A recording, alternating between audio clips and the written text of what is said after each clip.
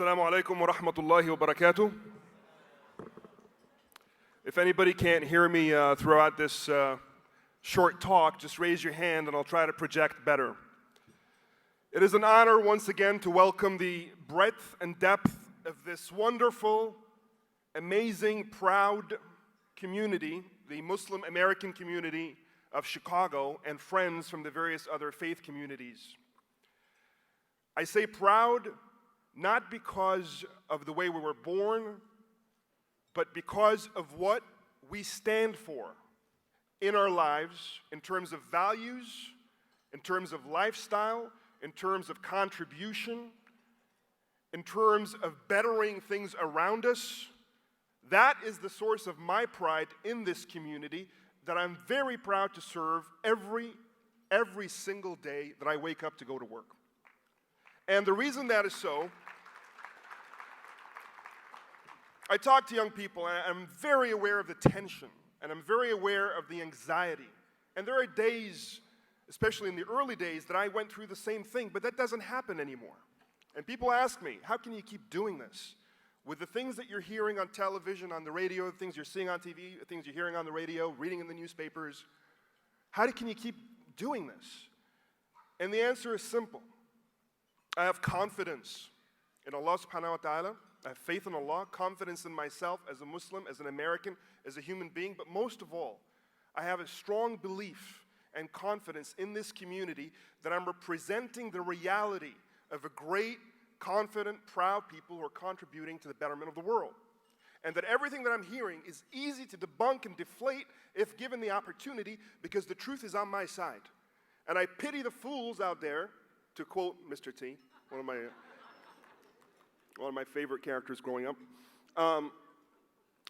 who think that they can get away with saying what they say. They can if we say nothing, if we do nothing. But we're going to do something, we're going to say something, and we're going to register our voice, we're going to register our activism, we're going to make a difference. As you watched the video earlier, you may have seen the emotion, the raw emotion of the young people. There's anxiety, there's tension, there's fear, there's hope. And the thing that touched me the most in this focus group that we had with them is when they started to talk about the future. And for all the fear of the present, things that happened in the past, the future suddenly became hopeful. They talked about the careers they want.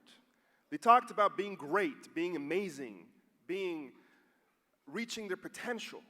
That's what young people are about. They have dreams. In Allah's great mercy and compassion and wisdom, He created this as a feature of young people, is that there's hope. That's how the world is built, that's how it moves forward. Despite challenges, despite difficulties, is because young people still have hope. And the question here is, how can we today build a better world so that when they're at a point where we are, they have a better life and a better world to live in? I have a young son, he's 1.5 years. And if I do my work right, and if we as a community do our work right, by the time our children are in a position to be leaders in their various careers, it's going to be a different world for them with different opportunities. There are 2 glass ceilings that we face as a community. If I had a manifesto for the work that I do at CARE Chicago, this would be it. The fact that there are 2 glass ceilings, and our work at CARE Chicago is to shatter them both. The first glass ceiling is one that is put on our heads whether we like it or not, despite us. It's Islamophobia, it's bigotry, it's hate, it's the removal of opportunity, it's putting difficulty in the path of people who identify as Muslim visibly, orally, through their activism, etc. These are the challenges that we fight, that everybody knows that we fight as CARE. Right? The anti-Muslim bigotry, the discrimination, the civil rights violations, all of these things. And they're very real. And for those who made a career of saying that they're not real, only had to look at last year to understand the fact that Islamophobia is real. The fact that last year alone, more masajid were vandalized than the previous 5 years before. And then we think about the other glass ceiling, the one that we put on our own heads. As I look at the American Muslim community, and I look at these young people, And I think about their futures, whether they're going to make CEO, whether they're going to make these amazing doctors and engineers and interior designers and all of these various things, whether they're going to affect the mainstream that they live in. It's not enough to be good doctors and good engineers and good lawyers, but we have to affect the culture. We have to affect the intellect. We have to affect the public discourse. We have to be leaders in setting the trends of what the values of America ought to be about, because we're part of that. That is leadership. Contribution is not enough. We talk about contribution and it's great, but leadership is what I think our community can do. That's the bar we want to set high for ourselves. And then I think of the glass ceiling that we put on our own heads. And you know me to be a frank speaker. Okay? We don't wax lyrical and we don't sugarcoat things, because we're here for the benefit of our community. You left your homes on this rather warm day that you could have been out doing something fun because you believe in this cause. I signed up for this because I believe in it. Dr. Qudemi, who is a physician, suddenly is a chairman of a civil rights organization. That's not the most intuitive thing in the world, but he stepped up because it had to happen. Somebody had to do it. And we say chairman, but that's a sort of glorious or glamorized way of saying really a super volunteer. Somebody who gets nothing and gives everything, including his own money, plus his time, plus his stress. And I asked him, and the board asked him to fundraise tonight. He's never done this before at this level. You're used to seeing professional fundraisers like Sheikh Kifah and Imam Suraj Wahaj, and we dumped this on poor Dr. Qudemi at the board meeting, and he just looked at us stunned and said, "Can I have a few minutes to think about it?" And those few minutes took a few weeks. But finally, he came back and said, "If you want me to do it, I'll do it." And I know he's been stressing out about it. But he chose this stress.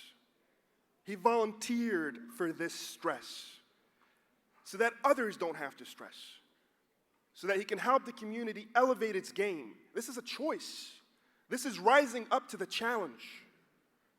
He could have just been the good old surgeon or doctor, made the money, built the homes, and went off and enjoyed his life. Nobody would have questioned him, including giving the traditional zakat. Great, good for you, you're going to heaven.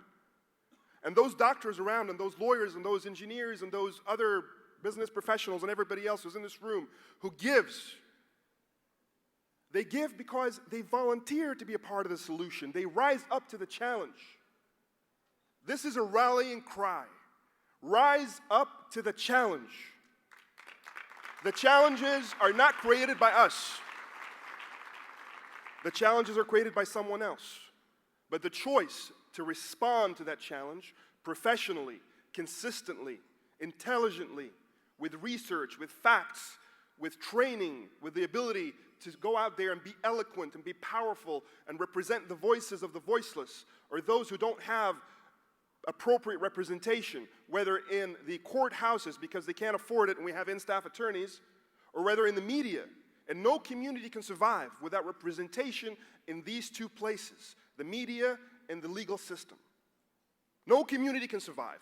You can build your ivory towers, whether they're mosques or whether they're schools or whether they're other types of centers, and we have many, and alhamdulillah, may Allah make them more, okay? We love them, we need them.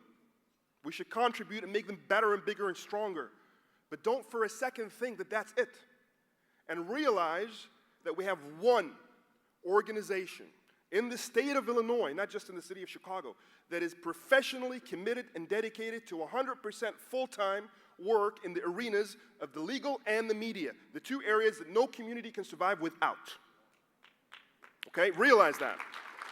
And so, to whomever you support Care Chicago along with it. Whatever the amount, but be a part of the solution. It is astounding what we're going through. It's astounding to wake up every morning and always know you're going to see the word Muslim emblazoned on the caption at the bottom of CNN, not just Fox News anymore. MSNBC, you name it, it's there. You're going to hear the word Muslim or Islam every single day, not from your preacher, not from your teacher, but from a politician or from an anchor on television. He's talking about you and you. He's talking about you. He's talking about your religion, your prophet, your Quran, your values. But he's not talking in your voice. Neither are the guests on those shows. And for the most part, and for, if not the most part, at least half, there are politicians and others who are actually talking against, in other words, against the truth of what we are and what we believe. And they're paid to do so. They raise money. Ben Carson was triumphant when he came out and said, I don't believe that a Muslim should run or can run for president of the United States. And when obviously his detractors thought he would be left with egg on his face, that this was some kind of misspeak, he came back a week later and said, I don't regret it, I made more money. He actually said that. I raised more money when I said that. Unabashedly, he said that. That's how easy it is to bash Muslims right now. And it is true that our predicament is part of a historical narrative, that other communities have gone through it, that it's growing pains, that the Jewish community has gone through anti-Semitism, and the Catholic through anti-Catholicism, the Latino, the African-American, and it still continues, no doubt. Even with the Japanese and the Germans, etc. But when we look at the case today and the fact that Islamophobia is on the increase, this isn't about whether it happened. In most cases that it happens, it starts big, it gets smaller until it goes away, or at least tapers off. There are, various changes in the graph, but for the most part, it's going away. It gets better with time. But in this instance, this is what's unique and weird about Islamophobia, is that for the most part, a lot of people were indifferent. I'm not going to say they were pro, but they were indifferent. We were kind of like, the Greeks, the Hindus, any other brown minority, even though a lot of us are white and black, but you know the stereotypes. In the 70s, 60s, it was just another, Middle Eastern or just exotic specimen. And then we started to hear more about the religion itself, and there was an effort put in. This wasn't a knee-jerk reaction to something. This was intellectualized, internalized, and it kept rising and rising until today, it's at a deafening level. And when we look at someone like Bernie Sanders, who happens to be Jewish, is running for president of the United States, and little is made of the fact that he's Jewish. A lot is made of the fact that he may be old, that he uses his arms when he talks, that he's a socialist, that he's a communist, but very little conversation, rightly so, and thankfully so, about the fact that he's Jewish. It says a lot about where we've come in terms of anti-Semitism, at least at that level. I can only dream of such treatment for the Muslim community at the level of a Park District candidate, not President of the United States. And so let's put things in perspective. This is unique. Comparisons are welcome. But right now, this is uniquely terrible, uniquely bad. And I say this not because I'm interested in the victim Olympics. You know me, I'm against victim mentality.